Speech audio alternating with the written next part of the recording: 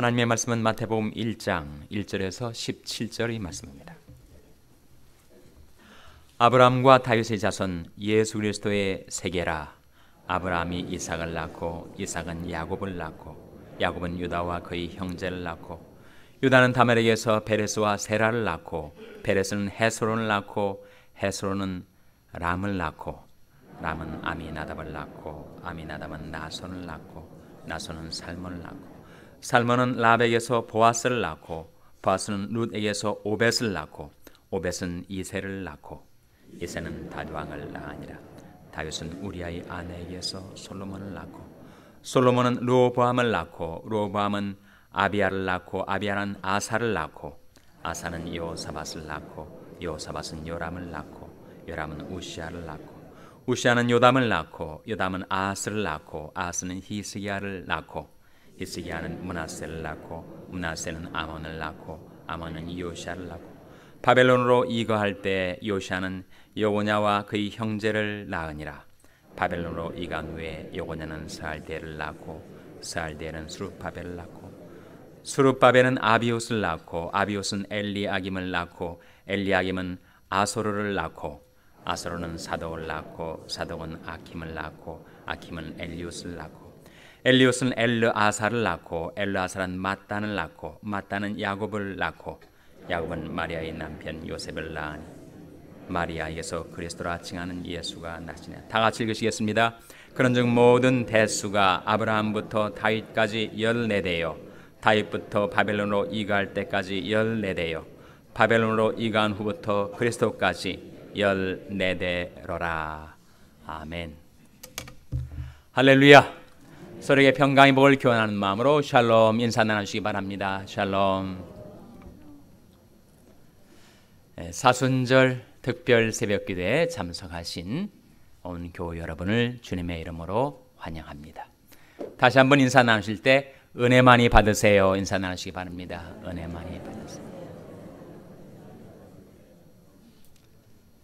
오늘부터 부활절에 이르는 40일간의 특별 새벽 기도회가 시작이 됩니다.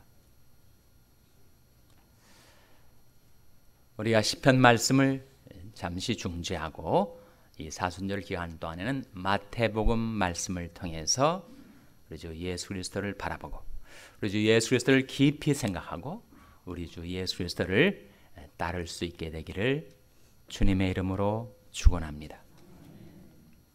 정말 기도할 것이 많습니다. 우리가 살고 있는 이 땅의 평화를 위해서 미국의 유정자를 위해서도 기도해야 하고 한반도의 경랑이는 급박한 정세를 위해서 북한의 3차 핵실험으로 말미암는 우리 고국의 안정과 평화를 위해서 우리 민족에게 하나님께서 긍휼을 베풀어 달라고 기도해야 하고 우리 자녀들 위해서 기도하고 부모님을 위해서 기도하고 형제들을 위해서 지체들을 위해서 교인들을 위해서 우리 친지 이웃들을 위해서 기도해야 하고 비즈니스를 위해서 기도해야 하고 우리 샬롬교회의 성전 건축을 위하여 내적 성전 건축과 외적 성전 건축을 위해서 우리가 기도를 해야 하지 않겠습니까? 성전 건축 일이 하나님의 은혜로 잘 진행되고 있는데 3월 20일 날 CUP가 뭔가 Conditional Use Permit이라고 해서 학교로 쓰던 건물을 교회로 바꾸는 용도 변경 허가가 CUP입니다. 그 CUP를 위한 히어링이 3월 20일로 날짜가 잡혔어요. 사순절 기간 동안 마지막 부분에 잡혀서 우리가 기도할 수 있는 기회를 얻게 되었습니다. 그래서 교회의 내외적 성전 건축을 위해서도 기도해야 하고 그리고 여러분 각자 이번 사순절 기간 동안에 기도 제목을 가지고 기도하십시오. 목표가 분명해야 완주할 수 있습니다. 40일 어떻게 기도하나 이렇게 걱정하지 마시고 내일 일은 내일 염려하라 했으니까 One day at a time. 한 번에 하루씩만 생각하시면 됩니다. 오늘 하루 새벽기도 나오신 것이고 또 내일 아침 새벽기도 나오시면 되죠. 그렇게 진행하다 보면 어느덧 자기도 모르게 40일 새벽 기도에 완주하게 될 줄로 믿습니다. 한 가지 도움이 되는 것이 목표 설정이에요. 내가 이번 40일 새벽 기도에 나오면서 대체 어떤 목표를 가지고 기도해야 할 것인가. 지금 말씀드렸던 여러 가지 기도 제목과 더불어 자신을 위한 목표 설정이 필요해요. 저는 개인적으로 이번 40일 기간 동안에 제가 참 회개하기를 원합니다. 그리고 주님께 헌신하기를 원해요. 그래서 주님께로부터 성령 충만을 받고자 하는 것, 그것이 저희 40일 새벽 기도의 목표요 기도의 제목입니다. 그러한 것처럼 여러분도 각자 주님 앞에서 여러분의 삶을 되돌아보시면서 나는 이 40일 동안에 물론 가정과 자녀들 생업과 그리고 미국, 한국을 위해서 교회를 위해서 기도하지만 나 자신을 위해서는 어떤 제목을 가지고 기도할 것인가를 기도 가운데 정하시고 매일 아침 그 기도 제목을 놓고 기도하실 수 있게 되기를 바랍니다. 하나님의 은혜로 이 40일 새벽 기도가 마칠 때에는 하나님께 간구했던 여러분의 모든 기도의 제목들이 하나님께로부터 놀라운 응답을 받게 되시기를 주님의 이름으로 축원합니다. 1절 말씀 같이 읽겠습니다. 1절 말씀 같이 읽습니다. 시작. 아브라함과 다윗의 자손 예수 그리스도의 세계라. 세계란 말이 뜻은 뭐라고요? 족보라, genealogy. 그러니까 아브라함과 다윗의 자손 예수 그리스도의 족보라. 많은 사람들이 큰맘 먹고 성경을 읽으려고 펼쳐들었다가 이 마태복음 이 대목에서 걸려서 더 진도가 안 나간다. 누가 누구를 낳고 왜 이렇게 성경은 낳는다는 족보 이야기로 따분하기 시작하는가. 구약 성경에도 족보가 나옵니다. 창세기 두 번이나 나오는데 구약의 족보와 신약의 족보의 큰 차이점 한 가지. 구약은 아무개가 누구를 낳고 몇 년 살다가 죽었더라가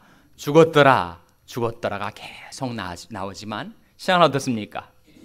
새 생명의 출생, 새 인생의 시작을 예고하고 있는 희망적인 족보입니다.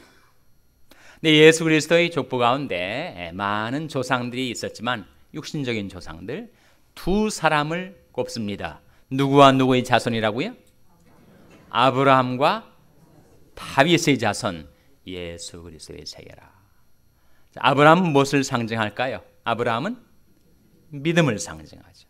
다윗은 무엇을 상징할까요? 다윗은 회개를 상징합니다. 그래서 누구나 회개하고 믿으면 우리 주 예수 그리스도를 만날 수 있다는 희망의 복음을 우리에게 제시하는 것으로서 신약성경은 시작을 합니다. 아브라함도 우리와 같은 그런 문제 많은 사람이었어요. 그 속에 거짓도 있고 욕망도 있고 죄악의 본성을 지니고 태어난 우리와 똑같은 성정을 지녔던 인물이었습니다. 그러나 그가 지금도 온 세계 수많은 사람들로부터 믿음의 조상으로 추앙을 받게 되었던 것은 그가 하나님을 믿었기 때문이었어요. 창세기 15장 말씀에 아브라함이 하나님을 믿음에 하나님께서 그것을 그의 의로 여기셨더라. 그러니까 아브라함이 하나님께 받았던 많은 축복들, 그에게서 민족들이 나오고 그 이름을 창대케 하고 그를 복의 근원으로 만드셔서 그를 축복하는 자를 하나님께서 축복하시고 그를 저주하는 자를 저주하시는 그 복의 근원으로 아브라함을 삼으셨던 것은 아브라함에게 무엇이 있었기 때문이라는 거예요? 믿음이 있었기 때문에.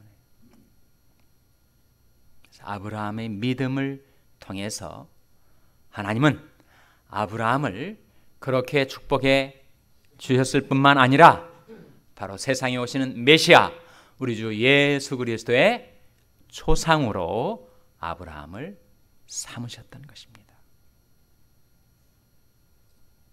믿음이 얼마나 귀하고 중요한 것인지, 우리와 다를 바 없는 죄인이었던 아브라함이었지만 그는 믿음 갖고 살아서 그 믿음을 통로로 하여 믿음을 통하여 하나님이 부어주시는 축복의 강물이 아브라함을 통하여 그 후손들에게 흐르게 된 것이었습니다.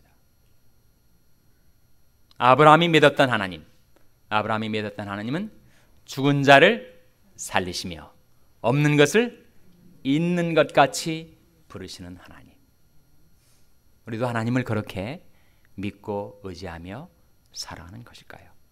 과연 하나님은 살아계셔서 죽은 자도 살려내실 수가 있고 내게 없는데 불러다가 있게 해주시는 그 하나님으로 나는 하나님을 신뢰하며 살아가는가?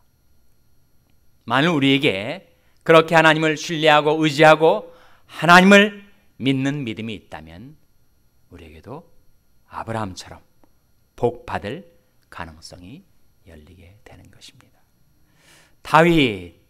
다윗은 일생일대 너무나도 치명적이고 추악한 죄를 범했어요.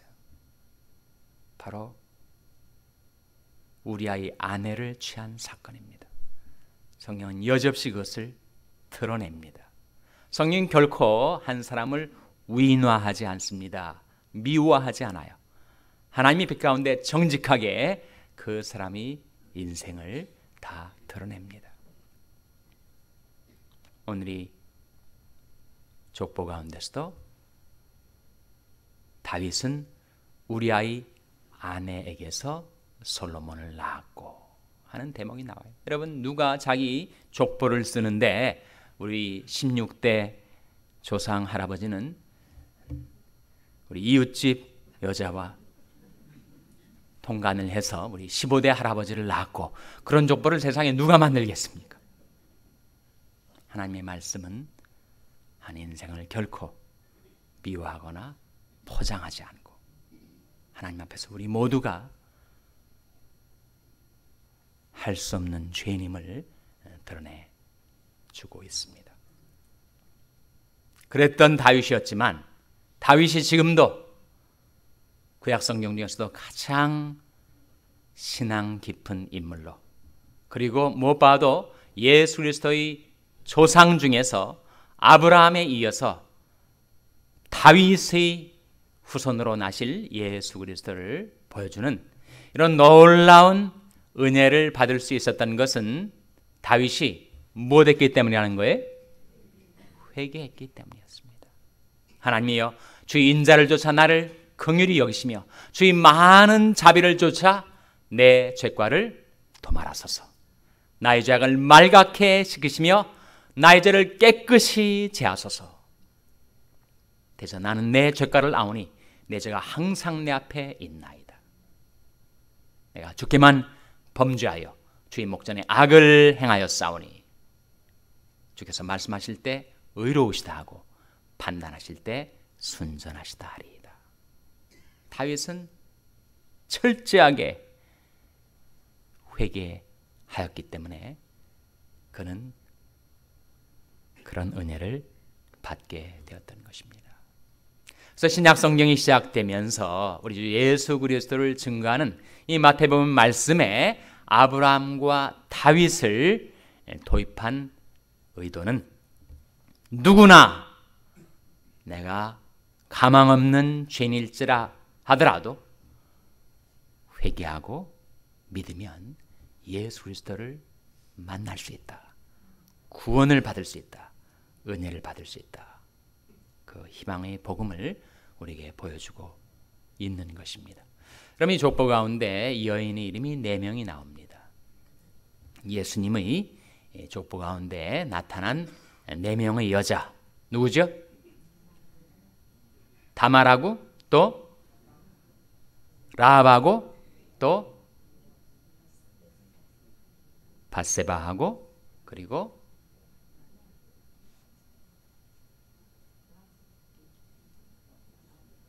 3절과 5절 말씀 한번 같이 보겠습니다. 3절 말씀 같이 읽겠습니다. 시작. 유다는 다말에게서 베레스와 세라를 낳고, 다음 5절 말씀. 살몬은 라합에게서 보아스를 낳고, 보아스는 룻에게서 오벳을 낳고. 여기에 세 명의 여성이 나오죠. 3절에는 다말이 나오고, 5절에는 라합과 룻이 나오고, 그리고 6절에 다윗은 우리아의 아내에게서 솔로몬을 낳고 할 때 우리아의 아내가 누구예요? 밧세바입니다. 그러니까 그 네 명의 여성은 다말과 라합과 룻과 밧세바입니다.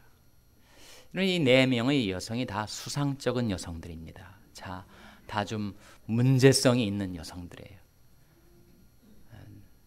다말과 유다의 관계는 어떤 관계예요? 시아버지와 며느리 관계. 거기서 자녀가 태어난단 말이에요. 라합은 이스라엘 처녀였습니까? 여리고의 기생이었단 말이에요. 룻 역시 이스라엘 여자가 아니고 어느 나라 여자였었죠? 모압 여자였습니다. 그리고 밧세바는 원래 다윗의 아내가 아니었어요. 그러니까 여기에 나타난 네 명의 여성들은 다 그 혈통상으로나 도덕적으로 문제가 있는 여성들이었습니다. 근데 왜 예수 그리스도는 그런 혈통에서 태어나셨을까? 이 족보가 보여주는 메시지는 무엇인가? 네 명의 여성들뿐만 아니라 여기에 나타나는 예수 그리스도의 육신상의 조상들은 다 문제투성이었습니다. 야곱도 그렇고 솔로몬도 그렇고. 그것은 죄악의 강물이 흐르는데 거기에 하늘의 강물, 은혜의 강물, 성령의 강물, 말씀의 강물이 임하여 마치 진흙창에서 하얀 장미가 피어나듯이 죄악의 흐름 속에 우리 주 예수 그리스도께서 오셔서 우리도 예수 그리스도를 닮아 변화될 하나님의 형상의 빛을 우리에게 비춰주기 위함입니다. 그래서 우리들에게도 그 죄악의 혈통, 죄악의 흐름이 내 안에 흐르고 있었는데 아브라함과 다윗이 보여주는 바 누구나 참 회개하고 예수 그리스도를 믿으면 우리에게도 새로운 은혜의 강물, 성령의 강물, 말씀의 강물이 흘러가기 시작한다는 그런 희망의 메시지를 우리에게 주고 있는 것입니다. 사순절이 시작되면서 저와 여러분 우리 주 예수 그리스도를 바라보시는 가운데 저와 여러분의 심령과 삶 속에도 그 은혜의 강물, 성령의 강물, 말씀의 강물이 흘러넘쳐서 참 회개하고 주님께 헌신하고 그리고 성령 충만을 받아 새 삶을 살게 되시기를 주님의 이름으로 축원합니다. 기도하시겠습니다.